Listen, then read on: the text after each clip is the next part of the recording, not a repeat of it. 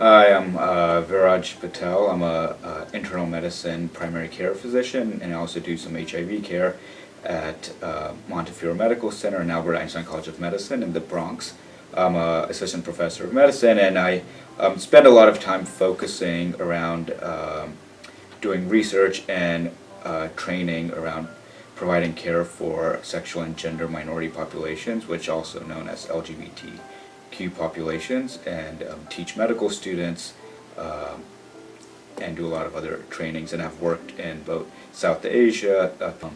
You know, so patients provide a lot of stories, and one of the things I enjoy, I enjoy being a primary care provider because I feel like I'm able to provide, work with patients and provide a more holistic approach to their health. And one of the things I've heard personally from both my own patients as well as the research we've done is, patients change providers when they don't feel satisfied with that provider. And there's lots of reasons why patients may not feel satisfied. And one of the things that we've heard, especially relating to sort of LGBT issues, is not feeling safe or feeling judged by their providers in terms of when they've disclosed either their gender or sexual identities to their providers. So for example, hearing things like, so when a patient tells their provider, oh, I think I'm gay or I'm gay, and the provider retorts with something like, okay, well, make sure you use a condom because there's a lot of diseases in your community. That sort of response, or saying things like your community and creating an othering, so to speak, of an environment, does not create a comfortable space.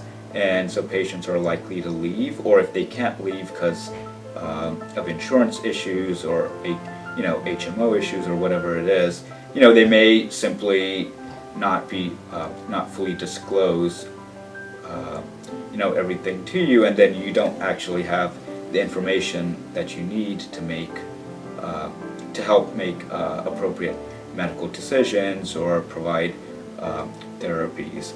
A thing that we've heard many times is when patients have disclosed information about their sexual activity, and whether it's been LGBT patients or even other non-LGBT patients, when they've disclosed having sort of multiple sexual partners or not using condoms,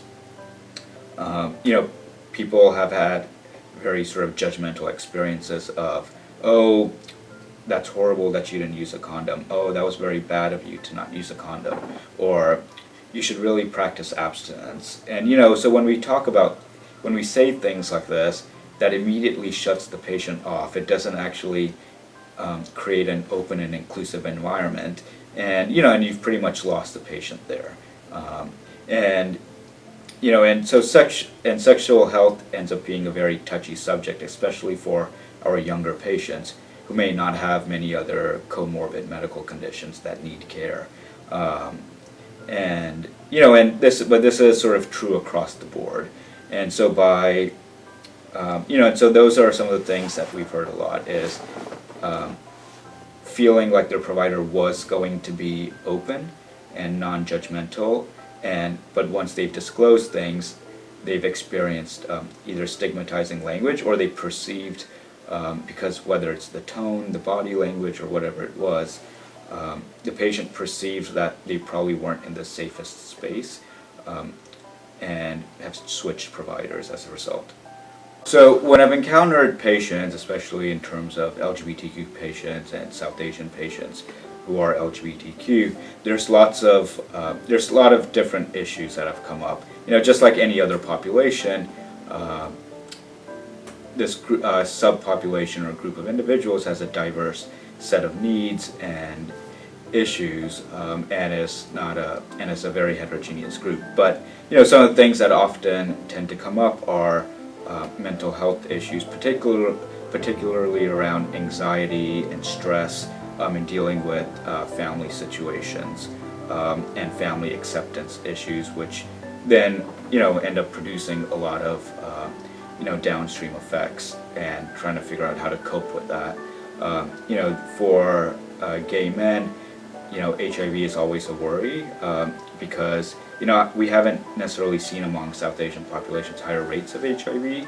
However, it is a point of anxiety and a lot of worry, and so that's another health issue that comes up frequently. For transgender patients, it's about getting access to hormone care or medical care that's sensitive and appropriate. And but for all of our patients, it's also finding providers that are that can treat them and respect them with dignity and competency, and not feel like they're being brushed off or their issues aren't being addressed or not being made to feel safe or welcome. So I think one of the biggest issues that have come up repeatedly is really related to mental health, and specifically around depression and anxiety. And really this is rooted in individuals having to come out, meaning disclose their sexual orientation or gender identity to their parents or family members and friends. And people perceive the individuals within the South Asian community who are LGBTQ have traditionally, in the U.S., have traditionally perceived the community not to be very welcoming and open, and feeling a lot of stigma and a lot of discrimination, and because of all of these issues, there's a lot of anxiety, a lot of stress, a lot of and then subsequently depression and other things that are associated with this. And and then the other thing that we don't really have is availability of great counselors, or counselors who really understand both the South Asian culture overall, as well as issues that are then specific to the intersection of having a South Asian identity, which is a minority identity in the U.S., as well as having an LGBTQ identity and the intersection of those things. And so not having counselors that are able to provide adequate support to the extent that's needed. And so I think one of the first things to do is, that can go a long way, is simply making your health center, clinic, office welcoming and inclusive space. Just like if we walk into any other place, there's lots of things that can convert to us or send us nonverbal cues of, this is a place where I feel like I'll get good care, or this is a place that I don't know if I can trust. And so making your physical environment inclusive and safe. And how do we do this is, one way is having imagery, or just when you have patient education materials for any topic, it doesn't necessarily need to be about sexual health or whatever, including imagery that has same-sex couples or transgender individuals, or and having sort of diverse representation. The second thing is, if you have registration forms, simply having registration forms that ask about an individual's sexual orientation and gender identity can go a long way. Because most places don't do this, this confers immediately to a patient that, this clinic or provider or health center is going to be open to me about talking about these issues. The other thing it also does is it helps normalize these issues among other patients, because other patients will see the same registration forms. And so now it sort of, over time, starts building a culture of inclusivity and sensitization for, our wider patient population. And then, and then once the patient is in your room, let's say you're a physician, or whether you're a counselor or social worker or whomever, opening up the conversations, people often feel uncomfortable. How do you do this? And so let's say so one way I do it is simply by asking, conducting, what I call a sexual health assessment rather than a sexual history. Because a lot of, individuals are diverse, have different needs, and so one of the things is simply asking about, who do you feel attracted to, who have you felt attracted to, if you're sexually active, describe your sex partners, and using very open-ended language. And if you find and sometimes patients may not know how to answer these questions or feel a little hesitant. So even simply saying things like, in the past, have you had sex with, or have you had sexual activity or engaged in sexual activity with men, women, both, or transgender individuals? And so simply naming that, provides a reference point to the individual that, oh, I've never heard a provider actually say these things to me or ask me these questions. So that triggers to me that, or triggers to a patient that, you must be open to discussing these topics to whatever degree. And and then maintaining a very non-judgmental attitude. So let's say you're taking a sexual health assessment, for any of our patients, and the individual says, oh, I've had 5 partners in the last year, or I've had 10 partners in the last month. Keeping a very non-judgmental attitude towards it, and not necessarily becoming paternal in the sense of, oh, you shouldn't do that, you're jeopardizing your health, or that's very risky, because all of these things immediately convey judgment, and your patient's going to close down. So if you think about putting yourself in the shoes of your patient, if a provider or a physician or whomever was asking you about your own sexual activity, what kinds of questions would make you feel more open and welcome and wanting to disclose things, and what kinds of words and question frames would make you sort of shut down? And and so there's never, there's no one script that's correct, and it depends again, on your speaking style, your rapport with the patient.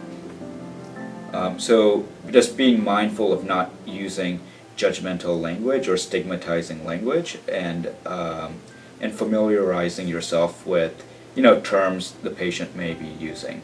The other thing that I also do is revisit sexual health assessments, because when you think about it, the first time you meet a new individual, you're trying to figure out who they are. So if this is the first time a patient is meeting you, they're often trying to gauge who you are, how much they can trust you, do they want to stay with you, do they want to go to another provider, and so they may not be willing to disclose a lot of things that may be stigmatizing, whether it's around sexual health, whether it's substance use, or whether it's even simple things like, are you adherent to your medications?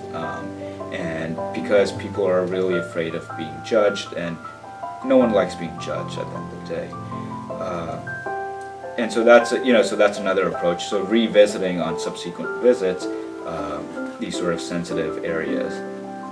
And then another thing is simply when a patient mentions a word or something, just simply exploring it with more open-ended questions. So if a patient says, uses some language you're not familiar with, simply saying, oh, I'm not so familiar with that word you used or that phrase you used, can you tell me more about it, in a very non-judgmental way again. All of these things in combination is going to help create a more inclusive and safe environment.